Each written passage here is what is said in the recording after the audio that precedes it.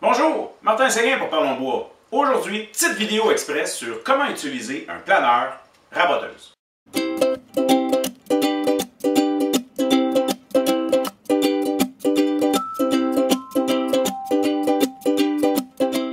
Si vous aimez ce que je fais, je vous invite à vous abonner à ma chaîne YouTube en cliquant sur le bouton s'abonner dans le bas, ainsi que la petite cloche de notification pour être informé de toutes mes nouvelles vidéos. En étant abonné, ça va vous permettre de facilement consulter mes anciennes vidéos. Je vous invite également à vous abonner à ma page Facebook Parlons Bois, à mon compte Instagram Parlons Bois, ainsi qu'au groupe d'entraide Parlons Bois sur Facebook, qui vous permet de montrer ce que vous avez fait, d'aider les autres et de vous faire aider. Sur ce, bonne écoute. Ben oui, vous êtes gâtés. Aujourd'hui, on va apprendre à utiliser deux outils. Un planeur, puis une raboteuse. OK, en français, raboteuse. En anglais, planer, traduit en planeur. Donc, le bon terme, c'est raboteuse et raboter. Maintenant qu'on a joué avec le français, OK, comment utiliser un planeur? Écoutez, il y a plusieurs manières de faire. Non, c'est pas vrai. Il y en a juste une manière de faire. Désolé pour ceux qui ne me croiront pas, on pourra en discuter sur le groupe Parlons Bois. Un planeur, qu'il soit portatif ou, je dirais stationnaire, mais malgré le fait qu'il y a des roues en dessous, là, que ce soit un gros modèle en fonte ou un petit portatif, il faut faire attention à comment on s'en sert. Il y a du danger, mais il y a surtout une bonne manière de l'utiliser pour être certain d'avoir un beau résultat et surtout de ne pas le briser. OK, on débute. Quand vous planez, vous devez vous ajuster à ce que vous êtes en train de faire. Que vous soyez en train de planer une planche qui a déjà été dégauchée, je vous le souhaite, ou encore un collage, un laminage, il faut s'ajuster. Pour une planche, attention, il y a un minimum, et c'est souvent 12 pouces, 30 cm, que la majorité des planeurs vont demander. Si vous mettez plus court, il peut y avoir un problème avec les rouleaux d'entraînement, que quand ça rentre, ça peut... c'est ça, on suit les spécifications du manufacturier. Au niveau des collages, une chose à faire attention, ici justement, c'est la colle. Ça se peut qu'il y ait des petites bosses de colle. En fait, n'oubliez pas, si vous avez beaucoup de bosses de colle, c'est peut-être parce que vous n'avez mis trop de colle. Bref, vous êtes mieux de la gratter et de les enlever avant. Parce que ça devient tellement dur que c'est comme une petite boule de verre, de vitre, qui peut pratiquement endommager vos couteaux. Ben oui, ça se peut. Gratter la colle, ça se fait à un moment particulier. Bon, on n'oublie pas, un collage, minimum 30 minutes en serre, 60 minutes avant de le machiner. Ben, machiner, c'est quoi? Ça peut être de le planer ou de faire autre chose avec. Pour ce qui est d'enlever la colle, je vous suggère d'attendre plus longtemps que ça encore. Parce que si vous êtes juste à 60 minutes, c'est possible que ça ne soit pas encore sèche, puis vous allez plus l'effouérer qu'autre chose. Plus elle est sec, plus elle s'enlève facilement avec un grattoir. Si vous n'attendez pas les 60 minutes que j'ai indiqué, ça peut être dangereux que ça décolle à l'intérieur de la machine et naturellement, ça pourra faire des dommages, peut-être à la machine, mais surtout à votre pièce de bois. Donc, on attend le minimum de 60 minutes, fortement suggéré. Un collage en bout de grain ne devrait jamais être passé dans un planeur. Qu'est-ce qu'un bout de grain? Le bout de grain, c'est le bout des planches. J'ai certaines vidéos que je montre comment faire, c'est-à-dire qu'on plane notre planche, on la recoupe et on tourne les morceaux de côté. Donc, le résultat, c'est un paquet de bouts de planche qu'on voit les uns à côté des autres. C'est super beau! Sauf que ce qu'il faut faire attention, c'est que c'est aussi super plus dur. 3-4 fois plus dur, certain, que la planche en grain standard. Donc, ce qu'il faut faire attention aussi, c'est que le fait que quand on passe un collage dans ce sens-là, les rouleaux ne mettent jamais de pression sur la colle. Les couteaux, là, ils tirent la planche, ils travaillent sur la planche. La colle ne reçoit jamais de pression. Tandis qu'en bout de grain, c'est un peu comme si je la passais comme ça. Et j'ai une pression sur ma colle. Si vous me dites, c'est pas grave, j'ai juste à mettre une planche au début et une planche à la fin, c'est parce que vous n'avez pas compris le problème. Ce que vous allez faire en faisant ça, c'est simplement d'empêcher le dernier morceau de bois de se faire un peu décapiter. Le problème n'est pas là. C'est que vu que le planeur se trouve à travailler et à mettre une pression sur la colle, il y a un danger, même si c'est bien collé, que ça décolle, que ça se défasse. Parce que le bois et la colle n'ont pas été fabriqués pour recevoir cette pression-là. Si ça se passe, les morceaux qui décollent, Ils vont se promener à l'intérieur. Ça va faire des dommages. Allant même peut-être jusqu'à être obligé de changer la tête du planeur.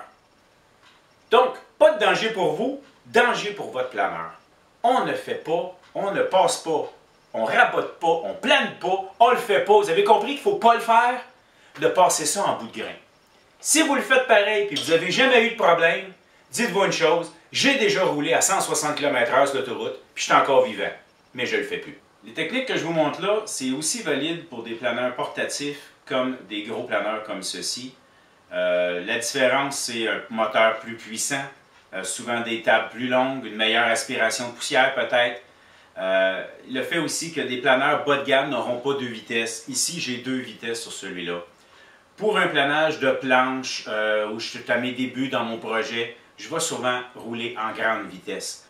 Lorsque je me rapproche de mes dernières passes sur une planche et ou surtout sur un collage large qui peut demander beaucoup de force, je vais aller en plus petite vitesse. Ça lui permet de mieux travailler et ça me fait peut-être une plus belle job. Du moins, je lui laisse le temps de faire ce qu'il a à faire. Lorsqu'on démarre, lorsqu'on fait notre première passe avec notre épaisseur, on s'arrange pour que notre morceau passe dedans comme si de rien n'était. Je vais tout allumer, je vais descendre et lorsque mon morceau va se mettre à avancer, c'est là qu'est ma marque de base. Vous allez apprendre à connaître votre planeur.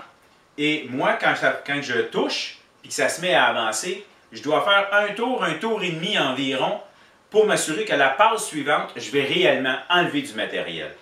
Vous pouvez enlever l'épaisseur que vous voulez, mais ce n'est pas nécessaire d'en enlever beaucoup. Dans mon cas, lorsque j'enlève du matériel, la plupart du temps, j'y vais un demi-tour à la fois. Si j'en enlève pas assez, les rouleaux d'entraînement vont faire des marques sur mon bois, surtout le premier, et ensuite, le couteau n'enlèvera pas cette marque si j'en enlève pas assez. Je vais finir avec un bois plus laid que quand j'ai commencé. Donc, j'enlève au minimum, dans mon cas, un demi-tour à chaque fois.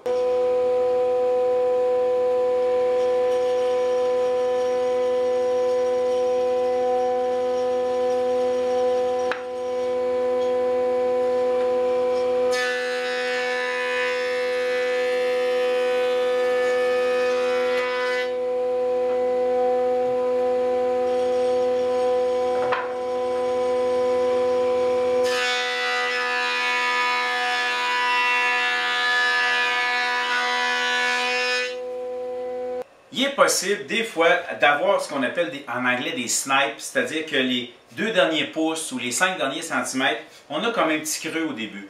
C'est souvent une question d'ajustement des rouleaux. On peut apprendre à vivre avec. Moi, des fois, il le fait, des fois, il ne le fait pas. Ça va dépendre du bois, ça va dépendre de sa résistance. Bref, on peut avoir à vivre avec. Et dans certains cas, il suffit de le sabler. Ça paraît peu. Certaines personnes font déjà leur morceau 5 cm plus long dans le but de couper et de ne pas avoir à gérer ce snipe. Bref, ça peut se produire. Il est également possible que lorsque vous travaillez, surtout avec des planches, que vous ayez des fois vous dites « Colin, il arrache mon bois en même temps ». Dans ce temps-là, prenez votre planche, changez-la debout, ça va peut-être régler votre problème. C'est un petit truc, ça dépend du bois. S'il est à côté sur les autres lignes en dessous, les autres niveaux, bref, il faut qu'il soit reposé sur quelque chose. Vous en vivrez l'expérience.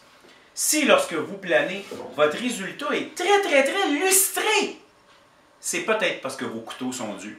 Il faudrait y penser à les changer, à les faire affûter. Lorsqu'on passe la planche pour la première fois, naturellement, c'est le côté qui a été dégauchi. Idéalement, moi je mets un X pour le savoir. C'est le côté qui a été dégauchi, qui est en dessous, la surface plane. Parce que la job d'un planeur, c'est de mettre... Ça ici, c'est dégauché, c'est de mettre le haut complètement droit, plane, par rapport à l'épaisseur d'en dessous. Très important. On peut dégaucher au planeur. Je ne me lance pas là-dedans. J'ai une dégaucheuse, c'est beaucoup plus simple. Ça vous prend un gabarit pour le faire. Vous pouvez aussi dégaucher de d'autres manières à la toupie. Dégauchir plané là, avec une toupie. J'ai une vidéo sur le sujet. Mais ici, ce n'est pas le sujet de la conversation. N'oubliez pas, lorsque vous planez, surtout un collage comme celui-ci, de faire les deux côtés. Des fois, je travaille, dépendamment de ce que je vois à mes yeux, je vais peut-être complètement mettre un côté plat avant d'aller vers l'autre. Et des fois, je fais une passe à un bord, une passe sur l'autre, jusqu'à temps que j'ai mon résultat. À l'occasion, dans le cas des fois où j'ai des snipes ou pour d'autres petites raisons, je vais terminer la job à ma sableuse à tambour. Je vais arriver avec le même résultat, moins vite. C'est pour ça que je le garde pour le dessert. Si vous avez la chance de planer à 2 personnes, la personne qui est soit derrière, elle les remet simplement en haut, sur le côté, vous faites des piles, vous passez vos morceaux. C'est beaucoup plus pratique. En fait, c'est plus le fun. Être à 2 pour faire la job, ça va plus vite. Mais faites attention de ne pas trop en demander à votre planeur.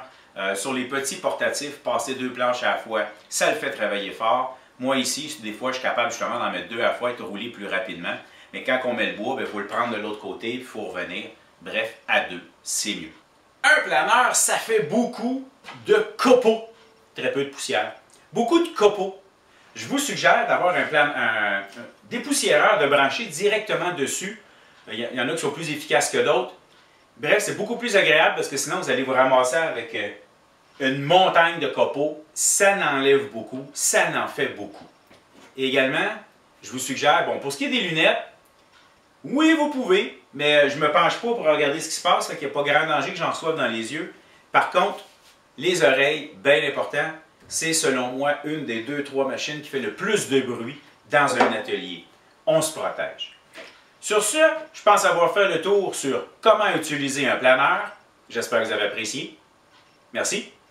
Je vous invite à vous abonner à ma chaîne en cliquant sur le bouton s'abonner dans le bas de l'écran. Prenez le soin de mettre le petit paramètre qui va vous envoyer une alerte lorsque je sors une nouvelle vidéo. Vous pouvez également me suivre sur ma page Facebook ou ma page Instagram. C'est facile, ça s'appelle Parlons Bois. Et si ça vous intéresse d'avoir une petite formation privée, juste à me contacter, on va s'arranger. Merci.